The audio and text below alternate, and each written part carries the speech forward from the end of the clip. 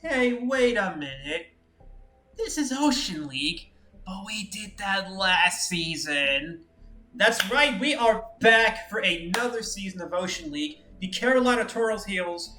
We may have fumbled last season, we may have stumbled and fallen, but we are back for another round of Ocean League Season 4.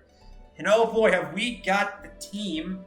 Now, unfortunately, this will be our final season of Ocean League, as you can only participate in 2 seasons of Ocean League. But if we're gonna go out, we're going out with a bang. And I believe this is the team to not really do it, but we can try anyway. Let's not waste any time. I don't see Geraldo here, but I'm sure he'll be joining us later. For our first pick, well, I really wanted to go Garchomp, but it got taken a couple picks before mine. And well, powerful dragons are hard to come by.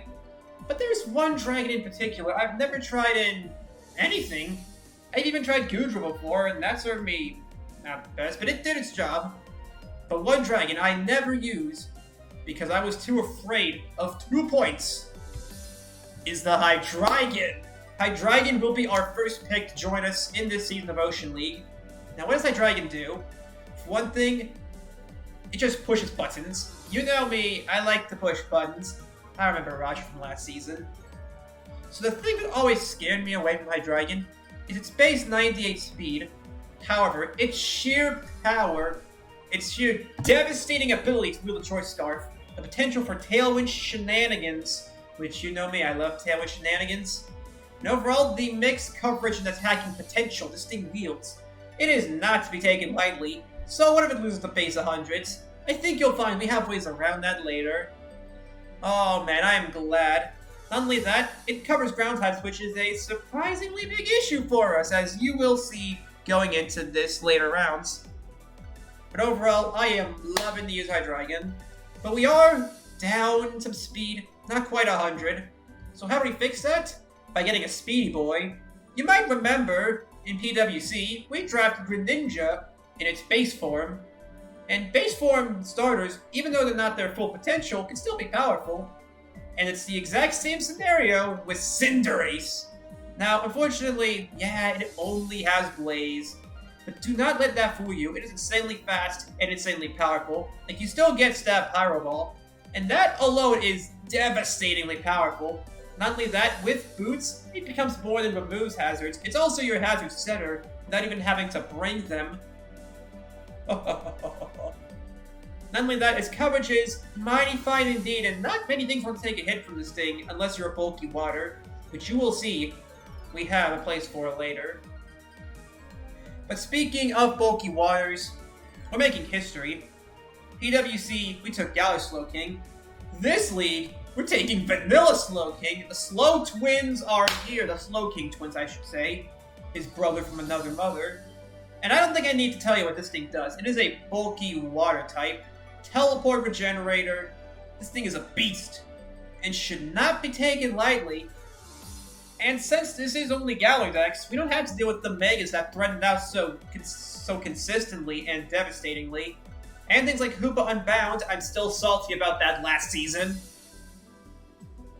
And I don't know what else I can say. This thing refuses to die and can easily get you into anything you want. And it can set up Trick Room, which you will see why that's important later. Actually, you'll see it right now. But I'm getting ahead of myself. So going into round 4, we had a decision to make. I saw some steel types were on the board and I wanted something deadly. And I knew Skarmory would be a perfect fit for my team. So why haven't I clicked the button yet? It's the last season of Ocean League. You probably won't be seeing play for a while after Ocean League ends. Let's give a warm welcome to Roger. My baby boy is home for his last season, and look, he even brought Geraldo with them as our 11th pick. I can't say no to Roger. Should I have picked Skarmory or Corviknight? Yeah, they would have carried me further in the season, but that doesn't matter, because we have the funny button. And let me tell you something, that's the funniest button I can think of. Just clicking double Iron Dash, I like that button. And with this thing's brutal attacking potential, nothing short of bulky waters would want to switch into us. But Hydreigon can deal with those, along with Roserade. Roserade is an interesting mod. 95 speed's okay, but it is excellent in the lead department, being able to sleep powder things and either set up spikes or just straight up kill them. Not only that, T-Spikes is kind of new territory for us. As we have, I don't think we've ever used T-Spikes once in a single league I've ever done. We are going to change that here. Not only that, Technician can be useful in niche scenarios, but I'm getting ahead of myself here. Overall, this is an excellent bulky water stopper. And why do we have so much special bulk? It's just too much. Too much! Anyway, with round 6, Cinderace is good, but I wanted something speedy. Something nice and speedy. No, we're not picking up Jolteon. That mod sucks. But the Crobat. Now that's different. This thing is speedy. It can get rid of it can defog things away. And you see that Taunted Tail with utility thing on the screen. You know I like that stuff. Not only that, it is also a great anti-lead to stop any fake-out shenanigans that the opponent would want to put on. And just overall generating utility with you turning into things. Plus, it's an effective Fairy Killer, as if we didn't have enough of those already. So Hydreigon is very well supported here, I think we could say. But unless using the Trick Room strategy, Scarf Bonds are a problem. Only with Deoxys Speed could we counter that. But the second fastest thing in the universe is no longer available to us. So you know what's better than the next fastest thing in the universe? The true fastest thing in the universe! Most Scarfed Mons won't be able to stop this thing. And Mons that cannot beat it with Scarf are usually too weak to kill things with a Scarf on. This thing right here. Like, there are two kinds of players. Those with ground types, and those without ground types. If you have a ground type, then this thing ain't coming, simple as that. But if you don't have a ground type, let me tell you a story. You guys remember MLP Season 12? We kind of got to finals, but you see, the Regieleki matchup was kind of a problem for us. You get to do that to them. Alternatively, you could look to PMC as an example of what happens when there is a ground type. Regieleki just falls over and dies. But when the stars align, and when the matchup is right for it, it will 6-0. Scarf all you want. Like, Regieleki doesn't even need a Scarf to outspeed some mods. At worst, put in like 40 points of speed. But yeah, this thing is the fastest in the universe. And let's not even mention, like, oh no, a weather matchup. Let's just bring my Scarf Regieleki. That's even funnier! The key to our team is speed control. We have both the fastest in the universe and the slowest in the universe perfectly combined into the spectrum. And some mid stuff like Cinderace and Roserade. Like, Crobat's the slow one on the team, by comparison. This thing is insane, and Transistor makes things... This thing kills everything. I cannot wait to show you this thing's full potential. Anyway, we need a Fairy type. I know I talked about them needing to die for Hydreigon, but it couldn't hurt to have one for ourselves. Plus, a Stealth Rocker would do us nice. So how do we fix this?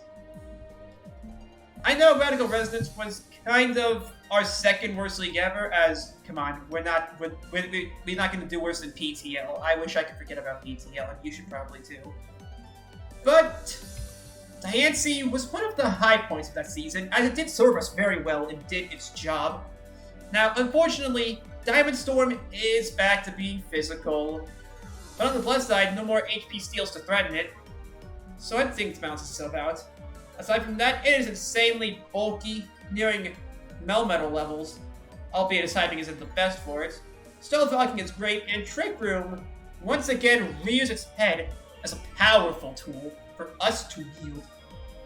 As I don't think I need to tell you what a Slowking and Melmetal can do under the Trick Room scenario.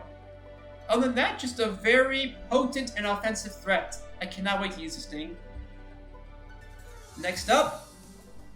So going back to round 2, I wanted Ghost Horse. And unfortunately, you know, it's Ghost Horse. It's gonna go quickly. But that's fine. We have the Ice Horse that goes great with Trick Room. I'm really banking on that strategy to win this season. It's like, you want to prep for my team, you either have to severely undercreep everything, or overly Scarf to deal with Regieleki. Both of which are used against the other, and in fact, if they want to undercreep me, and they gotta deal with stuff like Rose Raid and Hydreigon being the mid-tier threats that they are. That's the benefit to my team. If they're overly scarfing, then Hydreigon can just take their hits and kill them. If they're under creeping, then Hydreigon just walks through the park like it's nothing. This is the power of my team. Its full potential. Other than that, Ice is a very great attacking type. Its bulk is nothing to laugh at despite being an Ice type. That being said, I think we all remember what Regice could do back in MLP. It's basically a stronger version of that. I've never actually used a Glastrier before in anything. Not even on Smogon. But I look forward to changing that. I know this thing has the powerful potential. Now for our 10th pick. Ground types are a problem. I don't think anyone with a brain's gonna argue that problem. I mean, sure, we have stuff like Crobat, Slowking, and Hydreigon. But those aren't too good, and Crobat is just Dice Any Rock move. So we need something that can take an Earthquake, or rather, make our friends take an Earthquake. We may have Rillaboom in PWC, but we brought a son here for the Ocean League. Thwacky! This does essentially what it needs to. It has a powerful priority move, which you know I love to bits. And it deals our Earthquake problem, nice and lovingly. If our opponent has a deadly ground type, just slap this thing on a team and send them off to war. And the best part is, this synergizes perfectly with our Trick Room strat, as it's kind of slow, but also, it doesn't even care about Trick Room. It just clicks Grassy Glide. Our opponent has terrain? That's no problem. We can either start a terrain war, which I am always for war. War is good. War is fun. But also, it just has priority, so it doesn't even care about Trick Room. It's gonna go first regardless. It'll just keep walking. And for our second to last pick, I wasn't satisfied with Thwacky being our only ground answer, as it is a one-trick pony, or I guess a one-trick monkey in this case. But that doesn't matter. We have our second trick. Sidebar ground answer. Claydol does provide more hazard removal, which, you can't have too much of it. I do enjoy dissuading our opponents from doing things, but it can also set hazards by itself. Plus, it is virtually immune to hazards itself, being a ground type with Levitate, so that's always a good thing. Plus, I don't know, Claydol kind of sucks. However, it does have Explosion, so we could just deal a nice chunk to our opponents before switching out into something like Regieleki or Thwacky to Revenge Kill. Because need I remind you, with base 200 speed, it can casually outspeed Mons at +1. Like, oh no, Mew has Dragon Dance, Regieleki still outspeeds him with no investment at all. Hey, I can minus speed Regieleki for the sake of a mix, and I don't know. But overall, this is a powerful thing. I look forward to using him in the niche matchups he can come.